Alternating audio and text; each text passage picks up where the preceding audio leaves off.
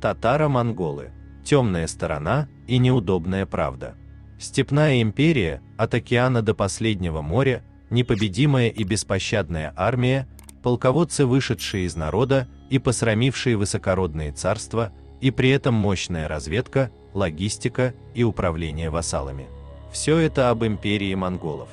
Детище Чингисхана осталось в веках, как образец идеальной военной машины, самой большой кочевой империи, но была и обратная сторона медали. В ходе завоеваний монголов были истреблены миллионы людей, обращены в пыль развитые города, уничтожены целые народы. Конечно же, это явление не могло иметь своей темной стороны, о которой стараются не упоминать симпатизирующие татаро-монголам историки. Этот народ стал одним из немногих в мире, чья репутация почти всегда была негативной. И на Западе, и на Востоке монгольских кочевников считали настоящими чудовищами, их боялись, но одновременно презирали. Такого не было у других завоевателей. Персы слились с греками, они считали их свирепыми варварами при Александре. Готы хотя и взяли Рим, но не считались исчадиями ада. Даже гунны Аттилы хоть и шокировали внешним видом, но все же были в кругу народов, с которыми имели дело все. Прежде всего, в вину монголам ставилось их варварское отношение к местному населению. Для пропитания воины опустошали окрестности полостью, отбирали скудный провиант крестьян, а их самих нещадно убивали.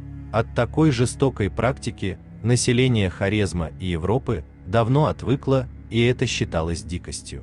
Впервые особая жестокость монголов проявилась при войне с Хорезмом, где строптивое царство упорно боролось до самого последнего дня.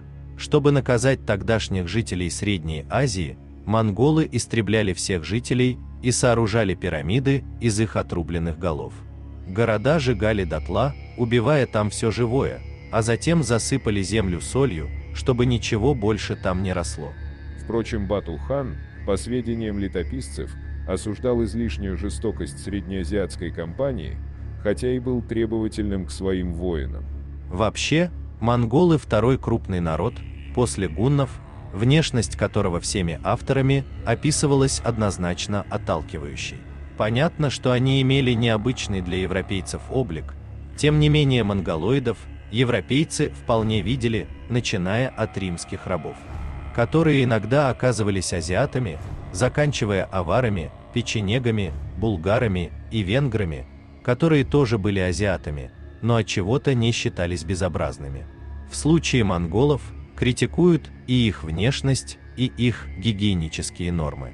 Татары суть люди наибезобразнейшие, и в большинстве своем маленькие, глаза имеют большие и на выкате, в основном прикрытые веками, так что лишь небольшая часть остается открытой.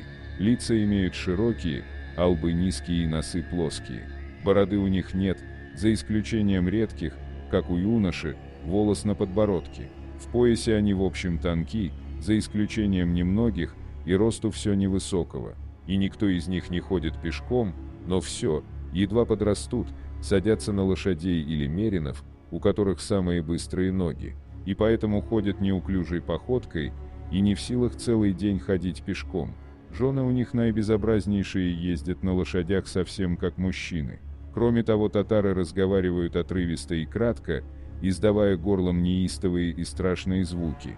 Песни они мычат, словно быки, или воют, словно волки, и выводят голосами, не приспособленными для пения, и повсеместно и наиболее часто распевают вот такой напев: «Алай, Алай». Винсент из Баве «Историческое зерцало». Однозначно негативной чертой монголов было полное игнорирование ими чувства долга, договоров и пактов с врагами. Излюбленный прием монголов при долгой осаде – заключить мир, добиться открытия ворот, а затем, отринув все договоренности, убить всех жителей. Это применялось при захвате Самарканда, при осаде Киева и Козельска, а затем и в венгерских землях. Монголы просто не понимали значения и веса данного слова и легко нарушали любые обеты и договоренности. Они походили на зверей, в них нет ничего человеческого, они скорее кровожадные чудовища, чем люди. Польские хроники. Еще одной негативной чертой монголов была алчность. Она проявлялась не только во время войн и грабежей, но и в мирное время по отношению к послам. Так Гильем де Рубрук с возмущением описывает, что на пути в столицу он постоянно был вынужден платить взятки мелким князьям, чтобы те мирно пропускали делегацию. А затем уже сам хан просто забрал себе его повозки с книгами и европейским платьем, предупредив возмущающегося монаха, что не человек, желающий дольше пробыть на свете, должен быть более смиренным. При этом, например, Карпини привез только одну повозку с мехами, в то время как русские князья привозили целые составы с драгоценностями, и были явные опасения, что хан будет оскорблен. В дальнейшем желание наживы становилось поводом для набегов. Даже если дань платилась регулярно, монгольские правители искали любой повод, чтобы обрушиться на своих вассалов и обобрать их дополнительно. Осада Бухары была очень кровавой. Когда гарнизон города погиб полностью, Чингисхан повелел жителям либо уйти, оставив все, что имеют в пустыню, либо быть уничтоженными. Жители ушли, оставив все ценности в городе. Практика постоянных интриг, подкупа, эксплуатации населения захваченных стран вместе с бывшей знатью этого же царства стала также негативной меткой монгольской власти. Особенно ярко это проявилось в русских землях. Часть знати примыкала к монголам, в периоды затишья снова отходила от них, а получив карательный набег, обвиняли во всем жителей смутьянов и снова становились послушными ханскими рабами. Также местная знать использовалась для переговоров с врагами монголов. Их ролью было клятвами на кресте и уговорами убедить соотечественников сложить оружие в обмен на вечный мир. Разумеется, сразу после этого их всех убьют за грех клятвопреступления, останется на местном слуге монголов. Так князья Лев и Роман Даниловичи в угоду монголам обманули защитников польского замка Сандомир. Они посоветовали тамошней знати просить милости у монгольских вождей с дарами в руках. Как только сандомирские вельможи вышли из замка, враг сразу же ворвался туда и жестоко расправился с его защитниками. А ранее некий Плоскине уговорил русских князей сдать город с теми же последствиями. Росы и различные соседние с ними народы познают монголов, нравы и перенимают по привычке язык и одежду, и становятся их союзниками. Византийский историк Георгий Пехимер. Притчей во языцах стала суеверность монголов. У них были сотни примет и поверий, которые даже знакомый с их обычаями человек не мог запомнить. Но за нарушение их монголы карали очень жестоко. Так множество послов были убиты только за то, что наступали на порог в юрте хана. Порог считался священным местом, но, разумеется, об этом сообщать иногда забывали.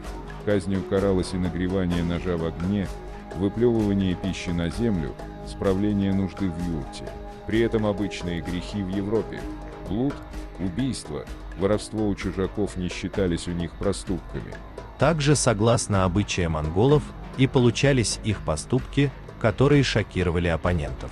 Так, монгольские послы, дерзко требовавшие от русских князей подчинения и невмешательства, были убиты. А по ясе Чингисхана народ, убивший послов, должен быть истреблен, что и спровоцировали набег на Русь.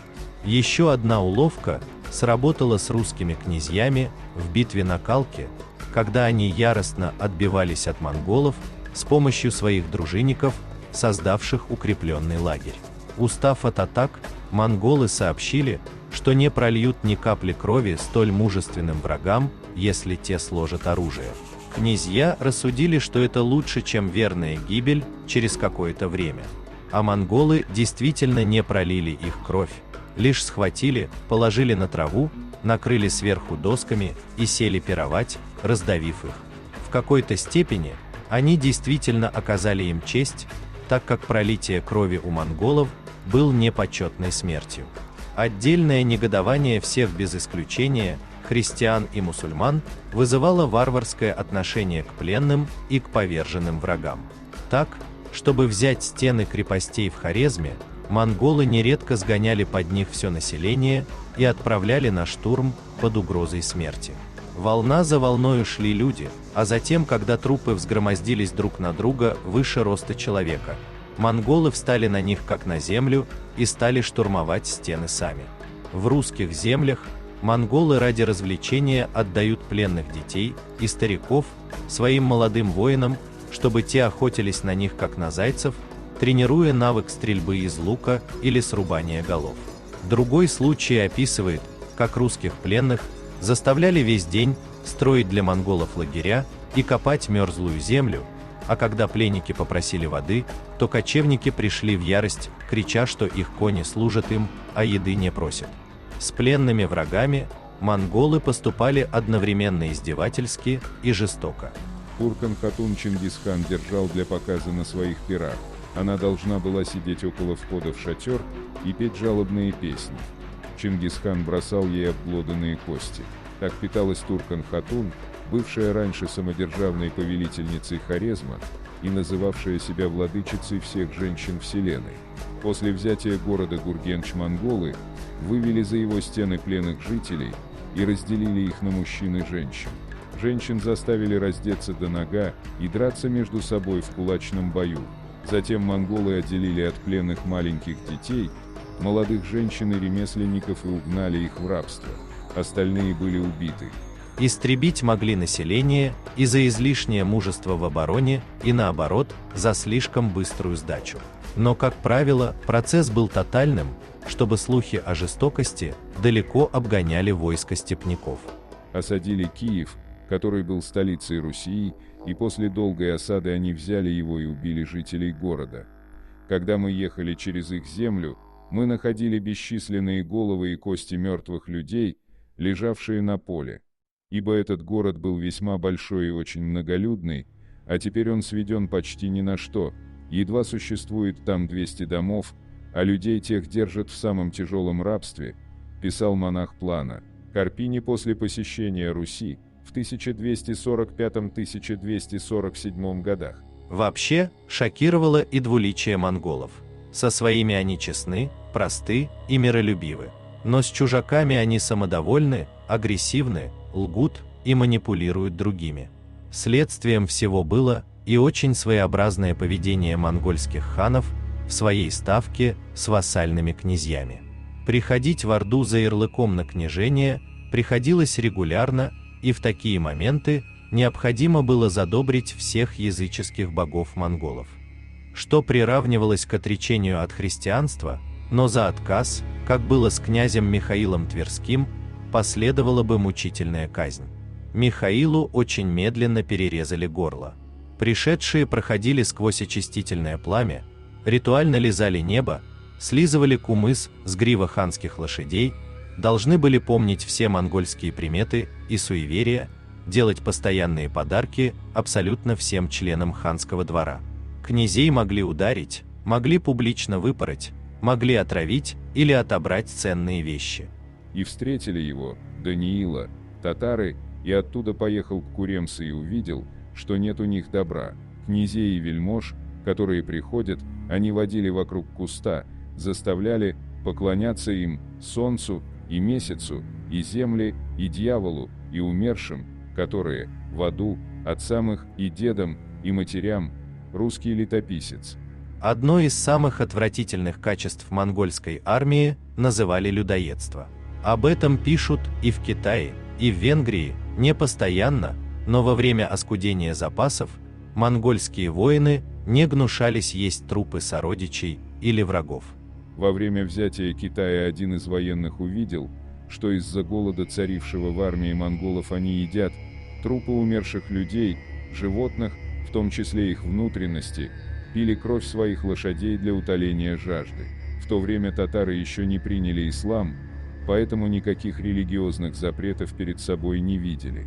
Армянский историк Керакас Ганзакицы, в 1236 году, побывавший в плену и сбежавший оттуда, в случае сильного голода, кочевники не гнушались поедать трупы животных и даже людей. С другой стороны, этот обычай мог быть не собственно монгольским, а тибетским, так как представители этого этноса были в войске чингизидов, несомненно, и их древняя религия Банпо поощряла каннибализм. Тибетцы – люди, пожиравшие прежде своих умерших родителей, так как по чувству сыновней любви они не признают для них другой могилы, кроме своих внутренностей. Гийом де Рубрук. В эпосе, прославляющем полководцев, Чингисхан поется буквально, что дух их подобен тиграм, силой как слоны, а пища их тела убитых врагов и кровь их быстрых скакунов. Отдельные элементы прослеживались и в более легкой форме, например, после поражения рыцарей при Лигнице. Когда бой закончился, монгольские воины прошли по полю и отрезали у каждого убитого вражеского бойца правое ухо, чтобы затем отправить эти трофеи в Монголию. Ушей оказалось достаточно, чтобы заполнить 9 больших мешков. В итоге, народы Евразии видели в монгольском правлении не мудрую логистику, небольшие налоги и мощную армию, а постоянный террор. Немотивированную жестокость и варварство, отчего иго и было таким тягостным, как пишут о том, не стесняясь в выражениях русские летописи, вопреки евразийским легендам о симбиозе Руси и Орды. Пишите, что думаете по этому поводу, ставьте лайк и подписывайтесь на канал.